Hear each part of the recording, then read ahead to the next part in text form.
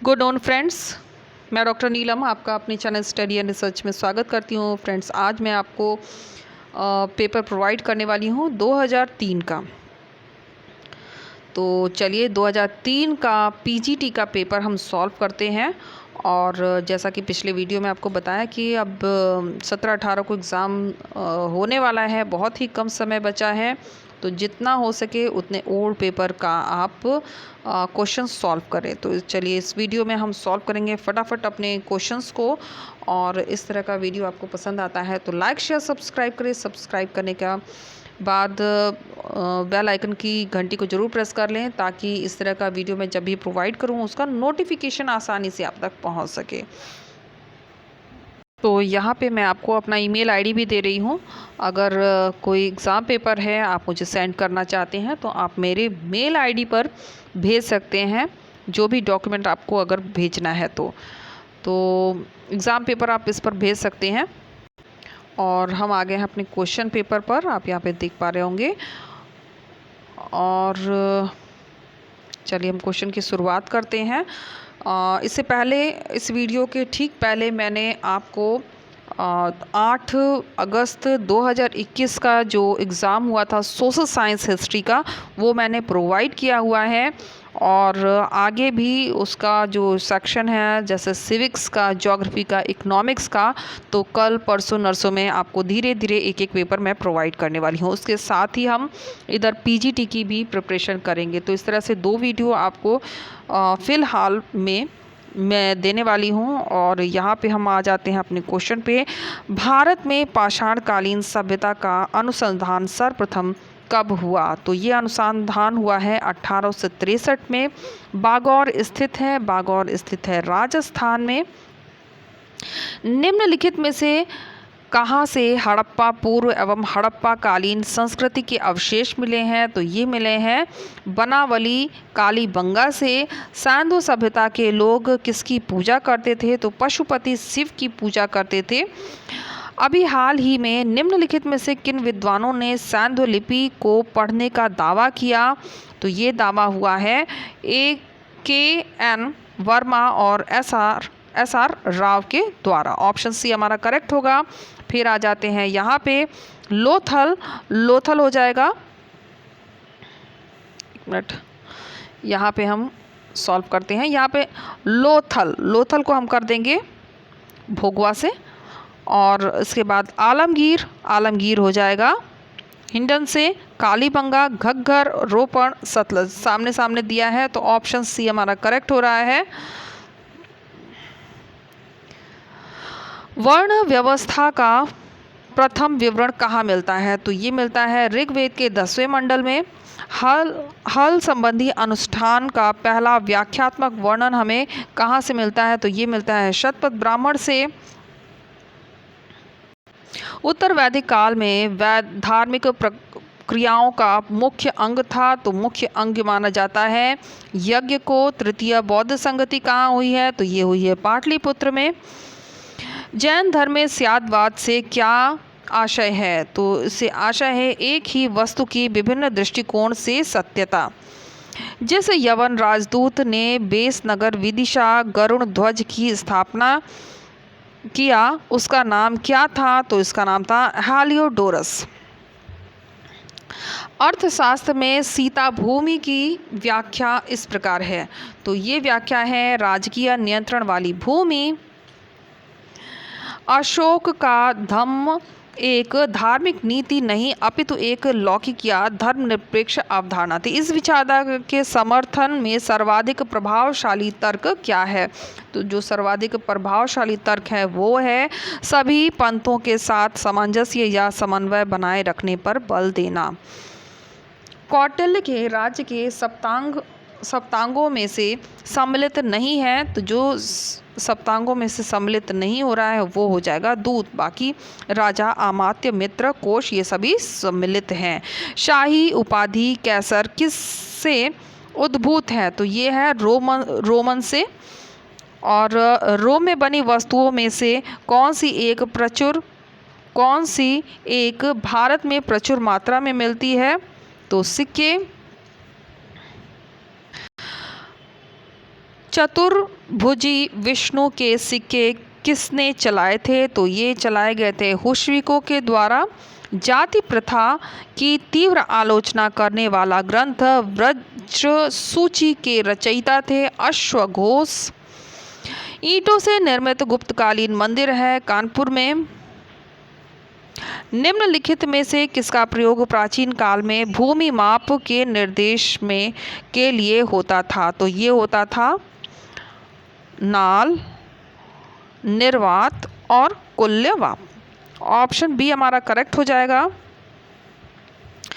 सुदर्शन झील की मरम्मत किस शासक ने कराई थी? तो सुदर्शन झील की मरम्मत कराने वाला था स्कंदगुप्त।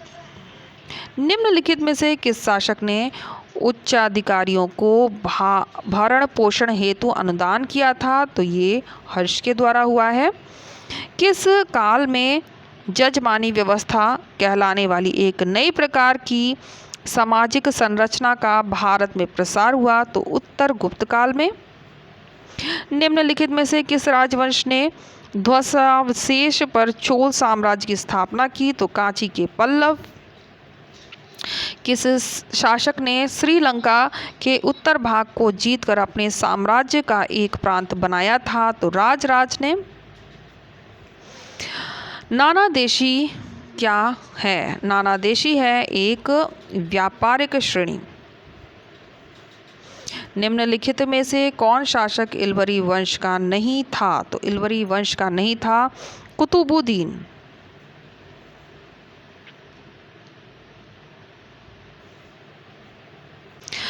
सल्तनत काल में मुद्रा व्यवस्था का जन्मदाता किसे माना गया? तो इसे माना गया है इल्तुतमिश को। दीन कोही की स्थापना किसने की? तो मोहम्मद तुगलक ने की है।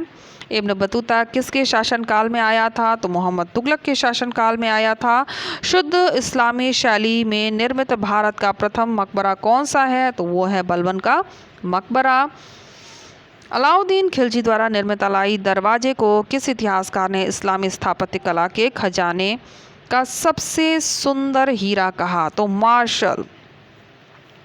विजयनगर का प्रांत अधिपति कौन था? तो ये था नायक। विजयनगर के प्रशासन का विभाजन था? तो ये था साम्राज्य मंडल नाडु वलनाडु। विजयनगर साम्राज्य की स्थापना किसने की? तो ये की गई है हरिहर और बुक्का के द्वारा। ऑप्शन सी हमारा करेक्ट हो जाएगा। निम्नलिखित में से कौन एक पुर्तगाली सिक्का था जिसका विजयनगर राज्य के पश्चिमी तटीय क्षेत्रों में प्रचलन था? तो इसका उत्तर हो जाएगा, यहाँ से उत्तर में टिक नहीं है, ऑप्शन बी हमारा करेक्ट होगा, क्रूजादो। और यहाँ पे आ गया है सूची वाला प्रश्न, तो इसे सॉल्व करते हैं। सबसे पहले आ जाएगा निजाम शाही वंश। निजाम शाही वंश हो जाएगा मलिक अहमद से। आदिल शाही वंश हो जाएगा यूसुफ आदिल से। कुतुब शाही वंश, कुतुब शाही हो जाएगा कुली कुतुब शाह से। और इमाद शाही वंश, इमाद शाही वंश हम कर देंगे फल हल्ला इमाद शाही से। और वरीद शाही हो जाएगा अमीर अली बरीद से। भक्त संतों में कौन सर्वाधिक अमूल सुधारवादी था? तो ये थे कबीर।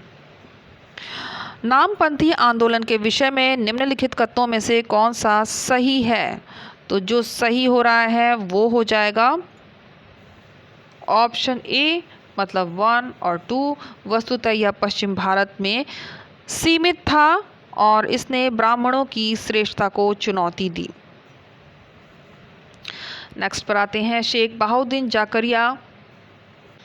क्वेश्चन नंबर 41, शेख बहाउद्दीन जाकरिया का संबंध किससे था? तो ये था सुहरावादी। ऑप्शन डी हमारा करेक्ट हो जाएगा। रोशनिया संप्रदाय के संस्थापक थे। रोशनिया संप्रदाय के जो संस्थापक हैं वो हो जाएंगे बयाजिद। और मुगल प्रशासन में मुहतसिब था। तो मुहतसिब था लोक आचार शस्त्र का प्रभारी अधिकारी।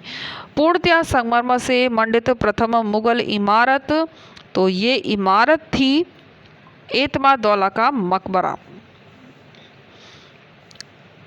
मंज उल बहरीन की कृतित्व का श्रेय किसे दिया जाता है? तो ये कृतित्व का श्रेय दिया गया है दारा शिकोह को। शेर शाह का मकबरा किस स्थान पर स्थित है? तो शेर शाह का मकबरा स्थित है सासाराम में। मुगल बादशाह अकबर के काल में कौन सा प्रसिद्ध संगीतज्ञ था? तो जो प्रसिद्ध संगीतज्ञ था वो था बाज बहादुर। ऑप्शन बी हमारा करेक्ट हो जाएगा, बाज बहादुर। जवाबित शब्द का अर्थ था? तो जवाबित शब्द का अर्थ था राजकीय कानून। नेक्स्ट क्वेश्चन पे आते हैं। अकाल के दौरान किसने दक्षिण में भू राजस्व 1/11 भाग माफ किया था? तो ये माफ किया गया है ऑप्शन बी शाहजहां के द्वारा।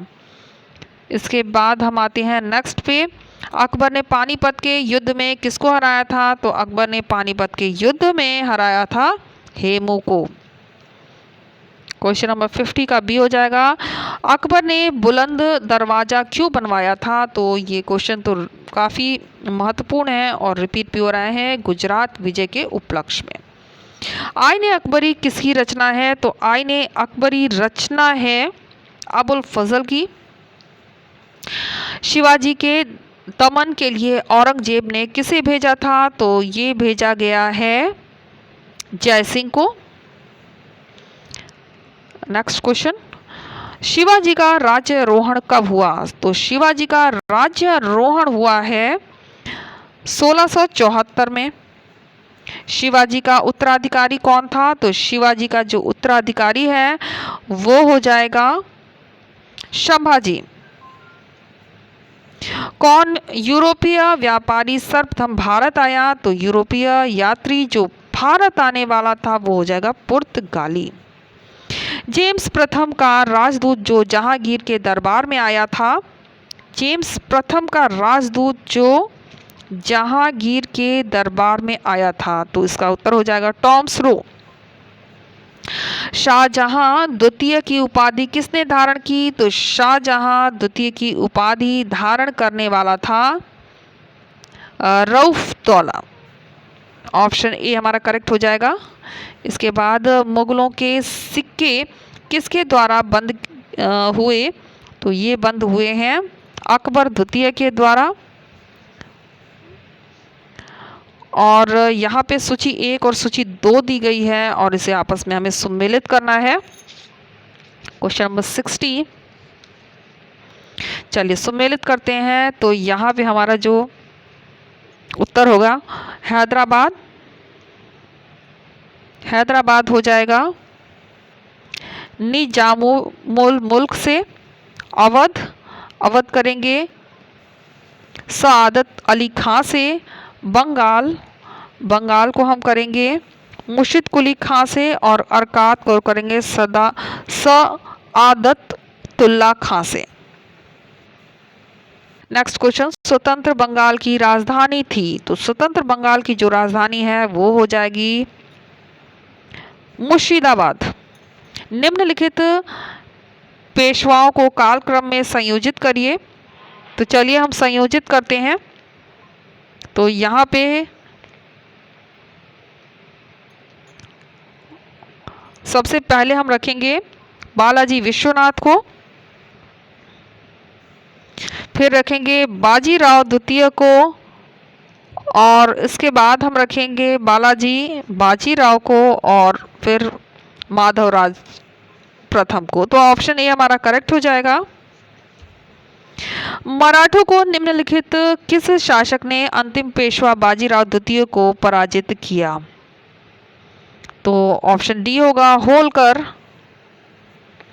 रैयतवाड़ी व्यवस्था लागू थी? तो रैयतवाड़ी जो व्यवस्था लागू थी वो हो जाएगा ऑप्शन सी बम्बई और मद्रास।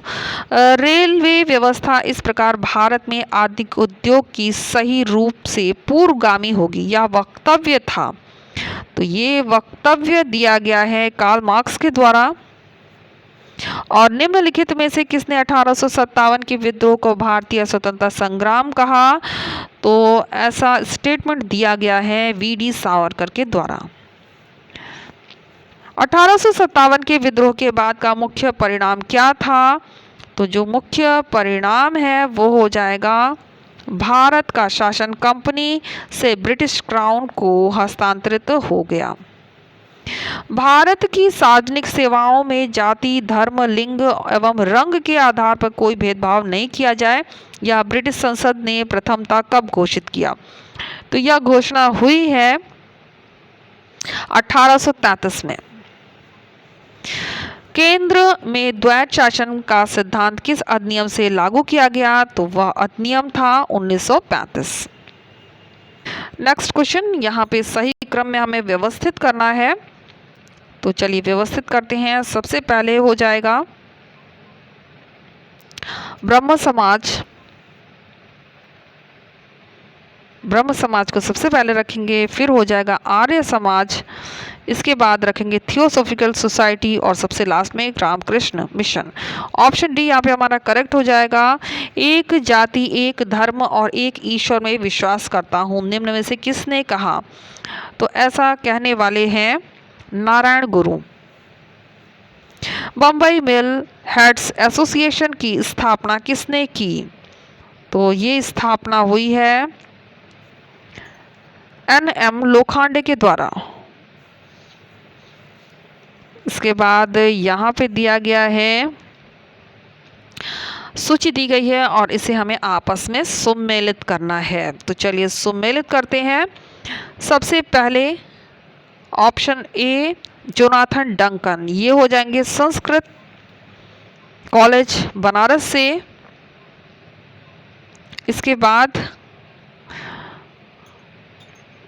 1 मिनट, यस, तो विलियम जोन्स को हम करेंगे एशियाटिक सोसाइटी बंगाल से। वॉरेन हेस्टिंग कलकत्ता मद्रास से और William Bentinck Calcutta medical college से।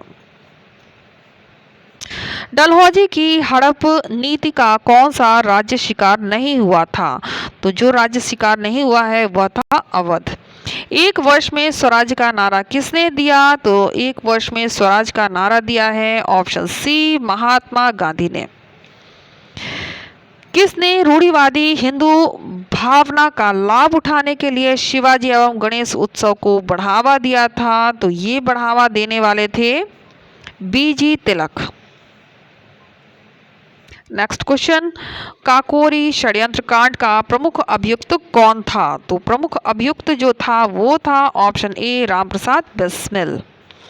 गांधी जी ने अपनी आत्मकथा मूलतः किस भाषा में लिखी है? तो गांधी जी की आत्मकथा लिखी गई है, इसकी भाषा है, यहाँ मुझे कंफ्यूजन है, ऑप्शन बी होना चाहिए था, आत्मकथा गुजराती, लेकिन आंसर की में ऑप्शन ए दे रहा है, हम बी के साथ ही जाएंगे। नेक्स्ट पर आते हैं, सुभाष चंद्र बोस ने आजाद हिंद फौज का कार्यभार संभाला था? तो ऑप्शन बी 4 जुलाई 1943 में। कौन सा नेता था जो लगातार 6 वर्षों तक कांग्रेस के अध्यक्ष पद पर रहा था? 6 वर्षों तक। तो ये हो जाएगा अबुल कलाम आजाद। नेक्स्ट, पूना समझौता के साथ किसका सीधा संबंध है? किसका सीधा संबंध है? तो ये संबंध देखा गया है, पूना समझौता का किसके साथ सीधा संबंध है? तो ये संबंध हो रहा है भारतीय दलित वर्ग का। भारत छोड़ो आंदोलन पर मुस्लिम लीग की क्या प्रतिक्रिया थी? तो मुस्लिम लीग की प्रतिक्रिया थी विरोध। राउरकेला, भिलाई, दुर्गापुर इस्पात संयंत्र किस पंचशील योजना के अंतर्गत लगाए गए थे? तो ये लगाए गए हैं द्वितीय।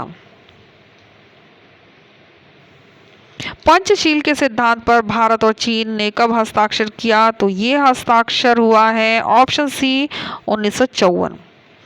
मोपला कृषक विद्रोह किस क्षेत्र में हुआ? तो ये विद्रोह हुआ है मालाबार तट पर।